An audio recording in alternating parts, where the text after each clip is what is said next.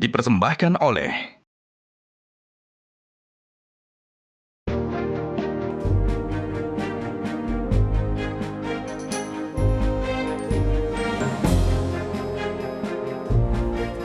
Selamat malam pemirsa, rakyat Indonesia baru saja rampung menyuarakan siapa pemimpin yang menjadi pilihannya melalui surat suara. Namun sayang, banyak sekali fakta kecurangan pemilu ditemukan di lapangan. Hal ini tentu saja mencederai pelaksanaan pemilu itu sendiri, yang seharusnya berjalan secara jujur dan adil demi kemaslahatan bersama. Kalau sudah begini, artinya perjuangan demokrasi masih panjang sampai pemilu di Indonesia bisa terlaksana tanpa kecurangan. Inilah yang akan kami sajikan pada editorial malam hari ini dalam rangkaian live event Indonesia Memilih, konsistensi perjuangan demokrasi. Bersama saya, Valentinus Reza.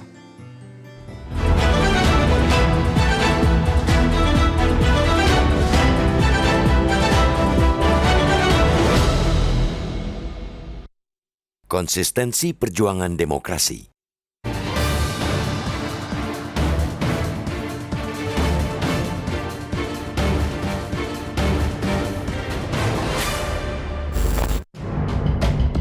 Pemungutan suara sudah usai. Hasil hitung cepat sejumlah lembaga survei juga sudah mendekati rampung. Namun, perlu kita ingatkan, proses pemilu 2024 belumlah selesai. Perjalanan tahapan masih panjang. Artinya, perjuangan mengawal pemilu dan demokrasi juga masih harus dilakukan. Belum paripurna. Pemilu sejatinya tidak boleh dikerdilkan secara soal menang atau kalah. Bukan sekadar pertandingan elektoral untuk menghasilkan pemenang dari banyak pilihan yang ada. Pemilu mesti dimaknai sebagai salah satu tolak ukur penting untuk menilai keberhasilan demokrasi di suatu negara. Semakin baik penyelenggaraan pemilu, semakin tegak pelaksanaan demokrasi. Karena itu, proses pemilu harus terus dikawal demi menjaga demokrasi terus berada di rel yang benar. Harus diakui, saat ini demokrasi sedang dalam keadaan tidak baik-baik saja.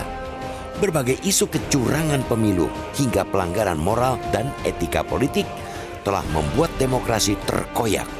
Bahkan, ada yang menyebut demokrasi telah terjerembab ke titik terendah.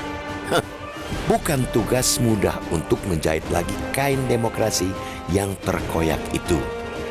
Perjuangan masih jauh dari kata selesai. Tugas para pejuang demokrasi tidak boleh berhenti sampai di titik ini.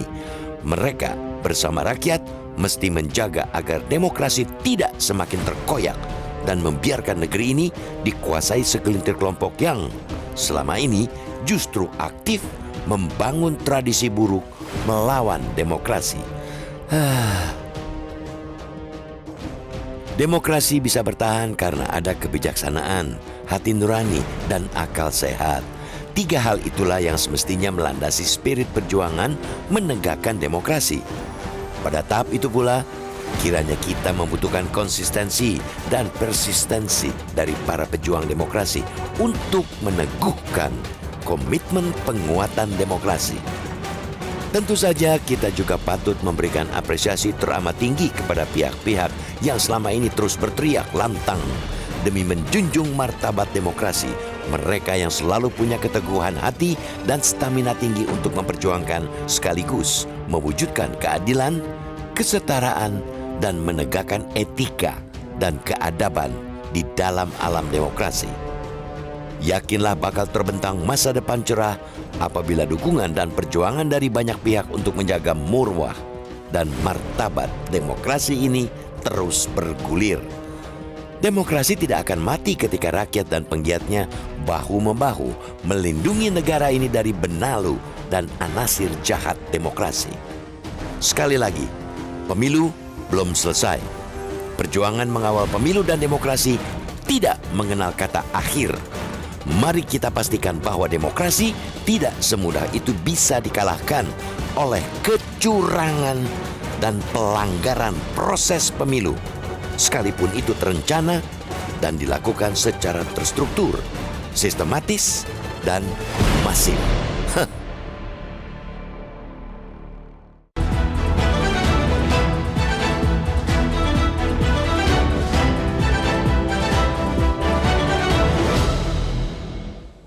Dan pemirsa, untuk membahasnya sudah hadir di studio anggota Dewan Redaksi Media Group, Abdul Qohar. Mas Qohar, selamat malam. Selamat malam. Apa kabar Mas Qohar? Baik, sehat. Oke. Sehat ya Mas Sehat Qohar? dan waras. Sehat dan waras, Ya. itu paling penting untuk Paling saat penting, ini ya. tidak hanya sehat tapi kewarasan itu juga dibutuhkan. Kewarasan juga dibutuhkan. Iya, Kenapa Anda langsung membuka dengan kata-kata waras itu? Ya, karena waras itu saat ini sepertinya menjadi barang yang mahal. Ketika semua orang bisa saja melakukan banyak hal dengan mengangkangi hukum, mengangkangi etika, melakukan berbagai macam perbuatan ya, aksi-aksi yang tidak benar menurut aturan, melakukan kecurangan, keculasan, itu adalah tanda bahwa itu bukan kewarasan. Itu ada yang salah dengan sikap mental yang seperti itu. Dan masyarakat tahu soal itu? Masyarakat tahu soal Sangat jelas. itu, dan tapi tidak semua bisa menghukum ya. Tidak semua bisa menghukum seperti itu karena literasi politik kita, pendidikan politik kita belum sepenuhnya memadai. Jadi itu dimanfaatkan oleh kelompok-kelompok tertentu? Iya, dan itu menjadi bagian dari strategi untuk kemudian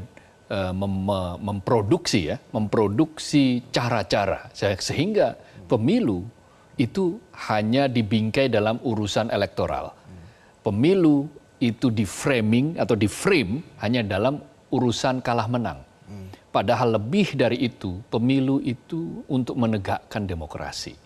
Dan demokrasi itu memiliki setidaknya 3 prasyarat. 1, itu ada pemilu yang berlangsung secara periodik, bersih, jujur, adil, transparan. Kalau pemilu hanya berlangsung secara periodik, maka dia tidak berada dalam posisi substansi demokrasi. Pemilu itu masih hanya menjadi kulit. Dia asal ada, asal terselenggara. Oke. Orde Baru juga begitu. Setiap 5 tahun sekali pemilu. Tetapi pemilu yang sekadar kulit, sekadar etalase. Karena tidak dilangsungkan secara jujur, adil, terbuka gitu kan, dan bersih. Lalu yang kedua, ada ruang bagi oposisi. Dan yang ketiga adalah adanya kebebasan dalam berekspresi. Anda melihat ini sama sekali tidak ada atau seperti apa dalam kebebasan berekspresi ataupun ada ruang untuk oposisi tadi? Ya, ruang-ruang demokrasi yang 3 yang saya sebutkan tadi sekarang sedang dikoyak, sedang dipukul mundur oleh mereka-mereka yang mengangkangi tadi, akal sehat tadi itu, yang mengangkangi kewarasan publik dalam demokrasi. Mengapa saya katakan seperti itu? Karena begini, Vale, demokrasi itu di Indonesia tumbuh karena ada reformasi tahun 98. Dan demokrasi itu melalui fase yang tidak sederhana. Dia dibangun atas air mata, keringat, bahkan darah para pejuang, para pahlawan reformasi. Lalu lahirlah kemudian demokrasi. Nah, celakanya bahwa banyak anak kandung demokrasi yang kemudian hari ini mengoyak-oyak demokrasi itu sendiri, mengkhianati demokrasi itu sendiri. Jadi demokrasi akhirnya tadi hanya dibingkai dalam persoalan elektoral, persoalan kalah menang. Karena itu konsistensi dan persistensi, keteguhan untuk memperjuangkan demokrasi masih jauh dari kata selesai, masih akan terus berlangsung.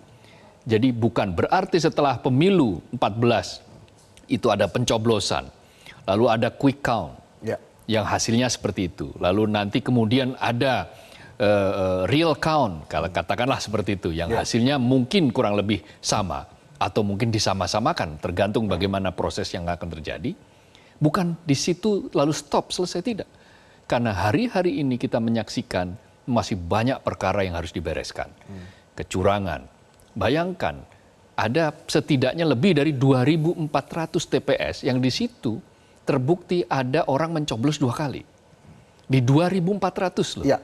Itu artinya memang 0,25% dari total TPS yang ada.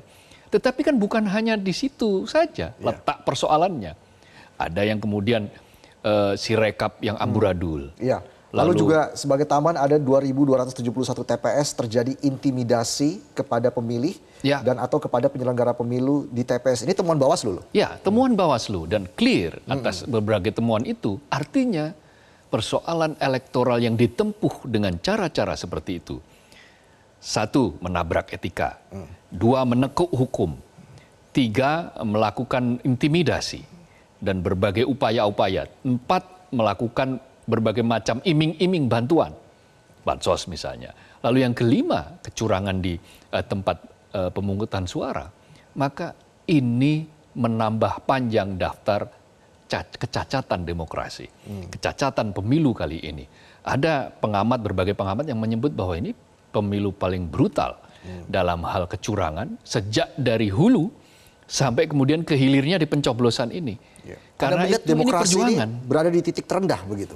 Ya, titik nadir. Banyak yang mengatakan seperti itu. Bahkan seorang pemikir kebenekaan, Sukidi Mulyadi, mengatakan dalam sebuah tulisannya, demokrasi kita sedang berada di ujung kematian. Sebelum pemilu pencoblosan berlangsung loh. Dia sudah mengatakan itu ketika di fase kampanye. Artinya warning alarm itu sudah berlangsung lama. Dan sekarang ini adalah puncaknya.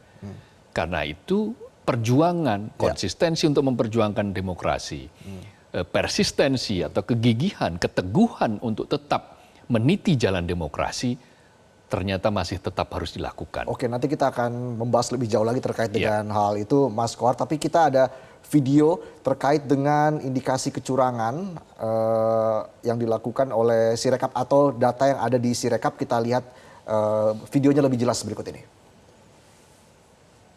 Dari Jakarta, Anies Cakung 108. 108, Prabowo 74. 74. Oke, Ganjar 16. 16 kan. Ini daerahnya Cakung, Pulau Gebang. TPS berapa nih Bang? 54. 54. Ini kok catat semuanya. Pilpres Cakung, Pulau Gebang sama ya guys 054. Oke, Jakarta Timur. Ini hasilnya nih. Ini bawah nih. 01. 108. Oke, sama ya kan? Ini 74. Ini memang 74 juga sih, tapi ditambah 8-nya ini. 748. Ya Allah. Ini 16. Di sini tambah 0 juga 160. Ya, Mas Kohar, ini salah satu indikasi atau dugaan begitu ya, kecurangan yang terjadi di Sirekap. Sementara kita tahu Sirekap ini kan bisa dibilang digaung-gaungkan sebelumnya ini gambaran transparansi dari KPU. Betul, jadi ini tekad sebagai pembanding. Apabila ada data manual yang memang belum bisa diakses secara langsung, kan lama itu prosesnya kan, terutama di daerah-daerah tertentu. Tetapi justru dari Sirekap inilah kita sekarang menyaksikan bahwa keterbukaannya adalah keterbukaan adanya kecurangan, penjumlahan yang tidak pas, angka yang ditambah dan seterusnya. Kita tidak tahu apakah ini akan berlangsung secara terstruktur, sistematis dan masif. Ini kan masih dalam penyelidikan. Iya. Tetapi ini sebetulnya sebagai tanda bahwa dari hulu sampai hilir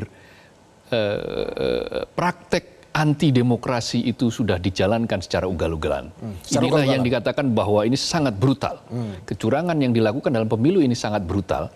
Dan penghargaan terhadap demokrasi, penghargaan terhadap reformasi yang sudah susah payah kita bangun, itu ingin ditumbangkan, dikoyak-koyak ya.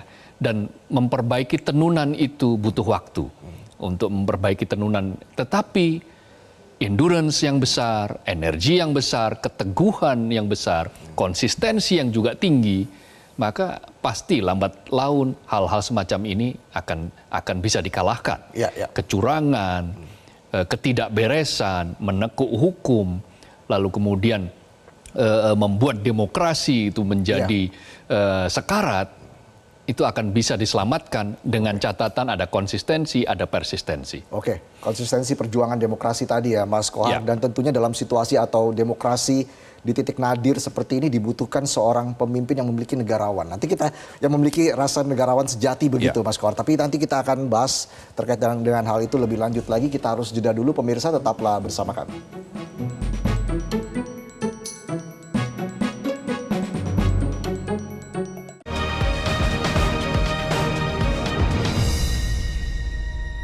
Dipersembahkan oleh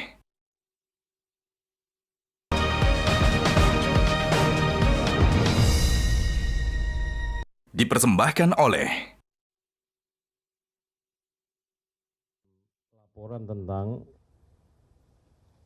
unggahan Sirekap yang hasil konversinya berbeda dengan yang formulir yang diunggah itu, baik itu melalui media sosial, melalui WA, kami tentu saja mengucapkan terima kasih atas segala masukan, catatan, dan sekali lagi tentu kami nanti akan melakukan koreksi-koreksi. Sampai saat ini, sebagaimana kami sampaikan tadi, yang sudah diunggah itu 358.775 TPS atau 358.775 TPS yang sudah diunggah. Nah, dari angka 2.325 temuan TPS yang salah konversinya tadi atau tidak tepat konversinya tadi atau formulir yang tidak terbaca by system secara tepat sehingga kemudian model hitungan konversinya menjadi tidak tepat juga, itu kalau dibandingkan dengan yang sudah diunggah 358.775 itu kurang lebih 0,64% atau di bawah 1%. Sebenarnya bukan soal persentasenya yang ingin kami sampaikan, ingin kami tegaskan bahwa sistem Sirekap mengenali kalau ada salah hitung atau salah konversi atau sistem kurang tepat untuk membaca formulir yang sudah diunggah itu sehingga kemudian konsekuensinya dalam konversinya menjadi tidak tepat. Mungkin salah input atau juga pembacaannya juga bermasalah. Namun harus kami sampaikan bahwa Sirekap adalah bukan penentu terhadap rekapitulasi. Penentunya tetap menurut Undang-Undang 7 tahun 2017 adalah manual rekapitulasi. Jadi bukan Sirekap. Sirekap alat bantu. Semoga alat bantu ini tidak menjadi permasalahan. Nah, ini sudah kita temukan ya, tapi kita lagi mengkaji untuk permasalahan Sirekap. Iya, Mas Kohar, saya langsung minta tanggapan Anda nih, Mas Kohar, dari pernyataan Ketua Bawaslu tadi bahwa Sirekap ini bukan penentu. Padahal tadi sudah kita singgung kan, Sirekap ini gambaran transparansi dari KPU. Bahkan sempat dikatakan bahwa Sirekap ini sebagai data pembanding. Pembanding itu berarti apple to apple. Betul. Kalau apple to apple itu berarti sama pentingnya antara yang manual dan Sirekap. Ketika ini kemudian dibilang ini hanya tidak menentukan, maka pada posisi itu dia mendowngrade Sirekap yang sudah dengan biaya mahal dibuat. Lalu berikutnya, ini seperti jawaban ngeles saja. Sebetulnya jawaban ngeles. Lalu yang ketiga, problem dari Sirekap, maka ada kecurigaan di kalangan publik bahwa ini ada hal yang ditutup-tutupi. Kenapa harus selalu seperti itu? Apa iya negara sebesar Indonesia dengan orang-orang yang ahli di bidangnya itu banyak sekali? Oke. Kenapa bisa terjadi gagal seperti ini? Inkonsistensi seperti ini? Ya, inkonsistensi selalu berulang-ulang. Itu sebetulnya karena dari hulunya juga sudah tidak konsisten. Banyak ucapan-ucapan dari para elit di Republik ini, bahkan elitnya elit, pucuk pimpinan di Republik Presiden ini, yang berubah-ubah. Kepala negara mengatakan, kemarin mengatakan A, besok bisa mengatakan C, nanti lain hari mengatakan Y, diulang lagi ke A, tapi dibantah lagi ke B. Akhirnya apa? Ini menjadi pola. Pola pada semuanya.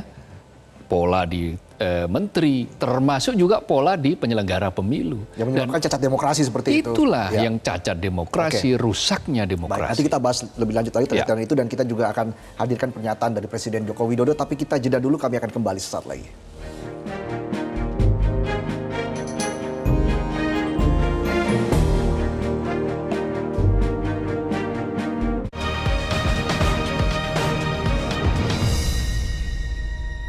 Dipersembahkan oleh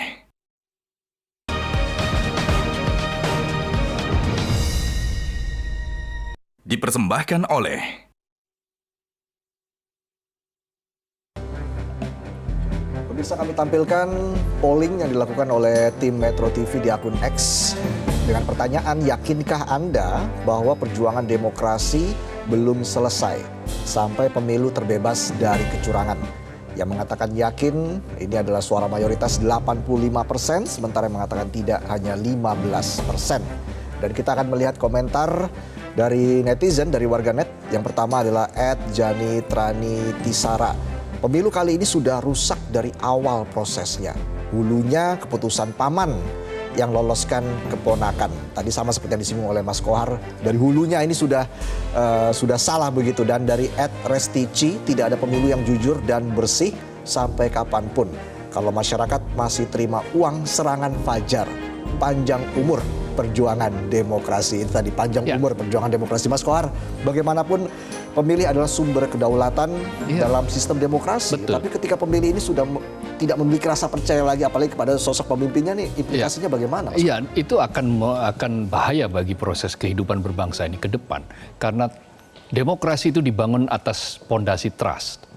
Tapi ketika distrust itu ada di mana-mana, ketidakpercayaan itu ada di mana-mana, itu artinya yang salah dalam praktek dari demokrasi.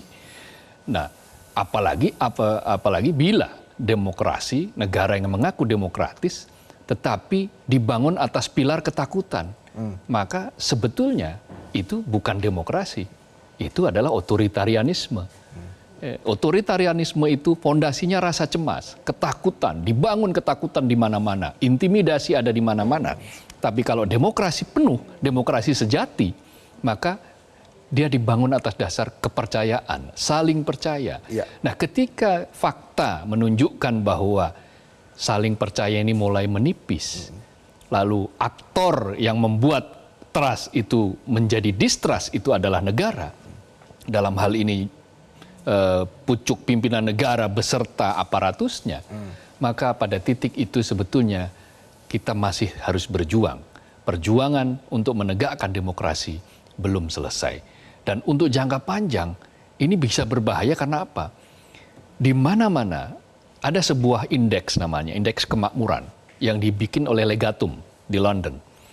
Tiap tahun dia mengeluarkan indeks kemakmuran. 10 negara dengan indeks kemakmuran tertinggi di dunia itu menerapkan demokrasi secara penuh. Demokrasi yang sesungguhnya.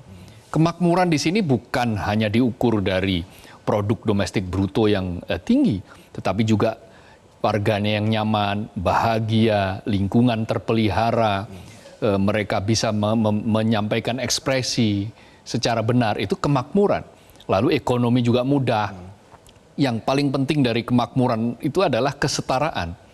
Tidak ada yang jomplang, kesenjangan nyaris tidak ada antara elit dengan kelompok yang massa kebanyakan itu tidak terlalu terpaut jauh di dalam ekonomi, maka disitulah kemakmuran terjadi. Dan negara-negara seperti kayak Denmark, Swiss, Swedia, Norwegia, Finlandia, Belanda, Selandia Baru, Jerman, itu mereka menggunakan full demokrasi. Dan mereka adalah 10 negara dengan indeks kemakmuran tertinggi di dunia. Jadi inilah relasi antara demokrasi dengan kemakmuran. Jadi kalau ingin Indonesia itu makmur, ingin itu Indonesia maju katanya, maka jangan tinggalkan demokrasi. Justru peliharalah demokrasi, perkuat demokrasi, bukan malah dikoyak. Apalagi yang mengoyak ini mereka-mereka yang lahir dari rahim demokrasi. Ingat bahwa mereka yang sekarang bisa berkuasa, siapapun yang saat ini bisa berkuasa di level manapun, itu bisa terjadi karena ada reformasi yang melahirkan demokrasi. Kalau tidak ada reformasi, tidak ada demokrasi, maka ya sumber regenerasi politik ya dari itu ke itu saja. Lingkarannya dari itu ke itu. Tidak mungkin seorang Joko Widodo misalnya yang dia berangkat dari pengusaha biasa, pengusaha kayu biasa, bukan anaknya siapa-siapa, lalu dia bisa menjadi wali kota, bisa menjadi gubernur, lalu bahkan puncaknya bisa menjadi presiden. Kenapa? Karena lahir dari proses demokrasi. Baik, kalau begitu kita langsung mendengarkan saja pernyataan dari Presiden Joko Widodo terkait dengan jalannya pemilu berikut ini. Pertama ya, mengenai kecurangan. Caleg itu ada saksi di TPS. Partai ada saksi di TPS. Capres, cawapres, kandidat ada saksi di TPS. Di TPS ada Bawaslu. Aparat juga ada di sana. Terbuka untuk diambil gambarnya. Saya kira pengawasan yang berlapis-lapis seperti ini akan menghilangkan adanya kecurangan. Tapi kalau memang ada betul, ada mekanisme untuk ke Bawaslu, mekanisme nanti persidangan di MK, saya kira sudah diatur semuanya kok. Jadi janganlah teriak-teriak curang. Ada bukti langsung bawa ke Bawaslu, ada bukti bawa ke MK. Baik, Anda melihat ini pernyataan yang wajar dari seorang presiden ketika mengatakan bahwa jangan teriak pemilu curang kalau ada bukti bawa ke Bawaslu dan MK? Itu wajar untuk di negara yang menerapkan sistem otoritarian. Tetapi di negara yang menggunakan demokrasi penuh sebagai sebuah praktek, maka pernyataan itu tidak wajar. Jangan teriak curang. Perkataan jangan teriak curang itu artinya itu ada niat untuk membuat orang bungkam. Orang tidak boleh berteriak kalau ada kecurangan. Padahal di negara demokrasi itu orang bebas mengkritik. Orang bebas berteriak, apalagi bila yang diteriakkan itu faktual. Ada buktinya. Ya. Betul bahwa di TPS ada saksi, tapi tidak semua partai itu bisa menyediakan saksi di setiap TPS. Dari 800.000 lebih TPS. Itu tidak semua bisa menyediakan TPS itu. Lalu kalau yang bisa menyediakan yang punya akses ke modal, hanya yang punya akses ke kekuasaan misalnya, maka ya ada pintu-pintu curangan masih sangat menganga, masih sangat terbuka. Lalu proses dari TPS menuju kecamatan, dari kecamatan menuju provinsi, bahkan di-upload saja, buktinya ada kok kecurangan. Yang dari Jakarta saja angkanya bisa disulap. Dari yang tadinya di formulir dokumen C yang difoto, ternyata ketika disirekap bisa berubah itu. Nah artinya ini bukan persoalan yang remeh-temeh. Ini bukan persoalan yang gampang. Trust publik sudah dilukai. Sebagian besar publik atau setidaknya sebagian masyarakat kita itu sudah tidak percaya, tercermin dari berbagai macam pernyataan misalnya di media sosial. Karena ini sudah rusak dari hulu, maka kehilirnya pun akan terus terjadi proses-proses semacam itu. Nah, ketika di hulu rusak, maka ya siapa yang bisa menggaransi bahwa pelaksana atau penyelenggara pemilu tidak menjadi bagian dari yang membuat demokrasi ini cacat. Kalau sudah tidak ada lagi trust, yang muncul distrust, maka ya seperti ini yang kita saksikan. Jadi tidak sesimpel itu, tidak bisa diremehkan seperti itu, membawa ini ke Bawaslu lalu kemudian Bawaslu melakukan tindakan. Wong sebelum ini ketika kampanye saja, pernahkah kita melihat ada tindakan yang betul-betul serius dari Bawaslu? Ya itu masih tanda tanya besar. Apalagi seperti ini, ada temuan-temuan seperti ini. Apakah kita sudah melihat ada tindakan? Padahal dari Bawaslu juga sudah mengungkapkan 13 masalah yang terjadi di pemilu kali ini. Tadi kan kita sudah singgung ya. Ada intimidasi kepada pemilih dan atau kepada penyelenggara pemilu. Ini 2.271 TPS ini sangat banyak. 2.431 TPS pemilih menggunakan hak pilihnya lebih dari satu kali. Lebih dari satu kali. Nah, temuan-temuan seperti itu kalau sekadar dideklarasikan, tapi kemudian dia didiamkan, dipetieskan, dan dia tidak dilakukan apa-apa, maka akan menambah daftar panjang ketidakpercayaan masyarakat. Bagaimana misalnya, ya nanti akan kami koreksi ketika KPU menjawab soal Sirekap. Tindak lanjutnya tapi seperti apa? Tapi tindak lanjutnya seperti apa? Bisa nggak dia menjelaskan mengapa tiba-tiba berubah secara drastis? Katakanlah misalnya pukul 19 itu masih 51%, tapi 2 jam kemudian tiba-tiba 56%. Dengan jumlah suara TPS yang terkumpul sama. Artinya selama ini tidak ada penjelasan yang logis begitu ya? Tidak ada penjelasan logis, belum setidak-tidaknya. Sampai saat ini belum ada penjelasan yang logis yang membuat trust itu terbangun. Disitulah persoalannya. Karena itu kita sekali lagi mengetuk bahwa perjuangan belum selesai. Bagaimana mengangkat demokrasi ini dari titik nadir? Ya, tentu kita berbahagia ya. Masih banyak pejuang-pejuang demokrasi yang sangat tangguh. Sebelum pencoblosan kita menyaksikan bagaimana Dirty Food, film Dirty Food ditayangkan. Lalu kemudian diakses oleh jutaan orang. Jutaan kali, 16 juta kali lebih bahkan ada yang menyebut 20 juta kali. Maka itu adalah modal.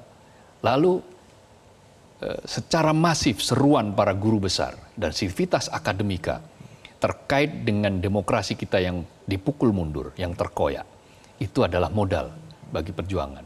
Kelompok-kelompok sipil yang kemudian membuat gerakan kesukarelaan, mereka memantau, mereka membuat kawal pemilu, mereka yang jaga pemilu, dan macam-macam, yang semuanya adalah berangkat dari kesukarelaan, political voluntarism.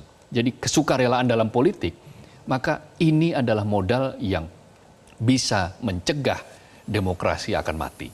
Nah, dengan modal-modal yang banyak ini, bahu-membahu di antara mereka, maka perjuangan untuk menegakkan demokrasi saya rasa akan semakin mendapatkan titik cerah. Pada titik yang sama, kita sambil meningkatkan literasi demokrasi kepada masyarakat. Dengan demokrasi yang lebih, dengan masyarakat yang lebih melek demokrasi, maka dia akan paham apa sih sebetulnya gunanya demokrasi itu. Ya, Yang salah satunya adalah mewujudkan kemakmuran. Mewujudkan kemakmuran yang jelas kita harus kawal terus demokrasi ini secara konsisten, begitu ya? Konsisten dan persisten. Konsisten dan persisten. Ya. Baik, terima kasih Mas Kohar Ya, sudah terima kasih, bergabung bersama kami Valentinus. di live event Indonesia Memilih. Dan saya Valentinus Reza pamit undur diri, tapi jangan kemana-mana pemirsa, live event Indonesia Memilih akan dilanjutkan oleh rekan Vera Baswan. Sampai jumpa.